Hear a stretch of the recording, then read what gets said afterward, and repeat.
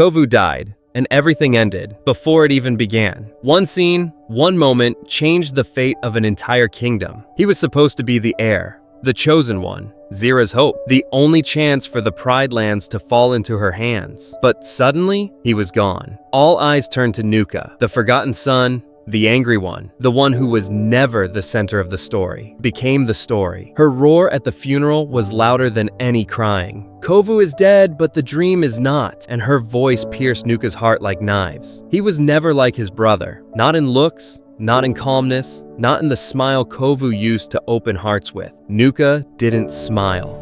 Nuka burned. From that moment, Zira changed the plan. Every word she said became, "You are the hope. You will finish the path. You must rule." But something felt strange. Nuka wasn't happy. He stayed silent most of the time, and at night, he looked at the stars, hiding a scream, as if one question kept repeating in his heart. Me? Really? But when he saw Kiara for the first time, everything changed. She was standing at the edge of the forest, chasing a butterfly, and he was watching from afar. He got closer, and she didn't get scared. She smiled at him and asked, "What's your name?"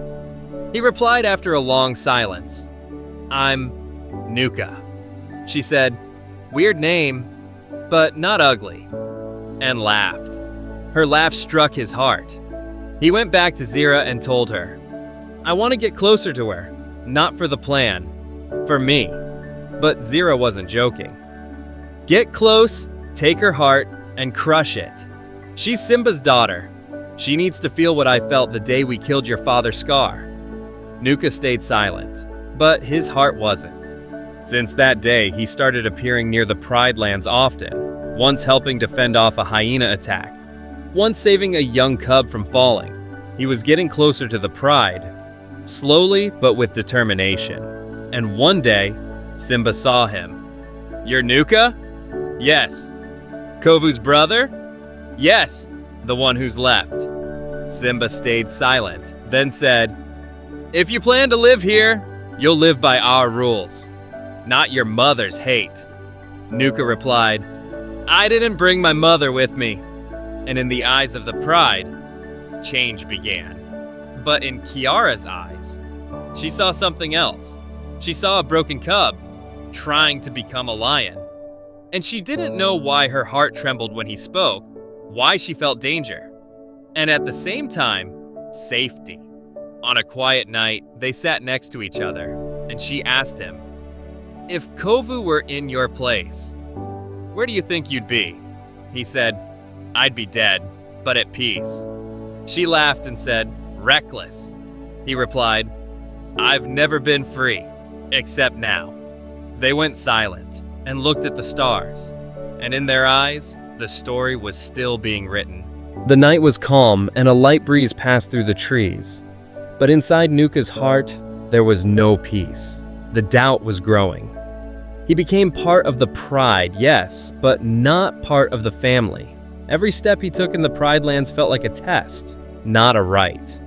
The elder lions, when they passed by him, looked, but didn't smile. The little cub he saved from the hyenas? He was the first to call him Nuka the hero.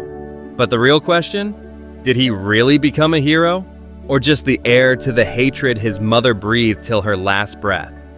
Every time he saw Kiara, he felt himself change. She was the only one who didn't judge him. She listened to him. She saw him, not his name, but love alone wasn't enough. Simba started noticing the closeness, and once, he stood in front of Nuka and said calmly, "I don't see you as a threat now, but the fear inside me hasn't died. If you touch my daughter, you better be sure you won't break her, because if she breaks, I won't forgive you." Nuka was silent, and all he said was, "I don't want to break anyone. I'm already broken enough." And he walked away. But those words never reached Zira's ears, because Zira, even in death, was still alive in every detail of Nuka's past. And in every dream he had at night, he saw her, screaming, cursing, pushing him toward revenge.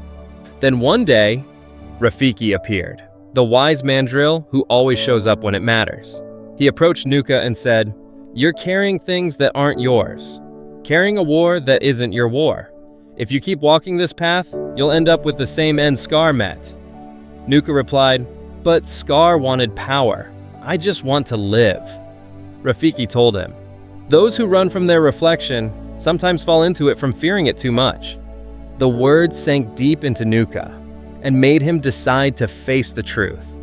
That same night, he went to Simba and told him in a steady voice, "I love Kiara." The silence between them was louder than a roar. Simba said, "I'm a king, and her heart is in my care.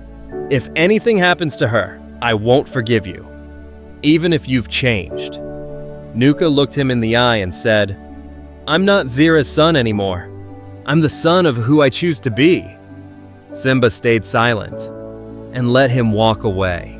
And from that moment, the end began.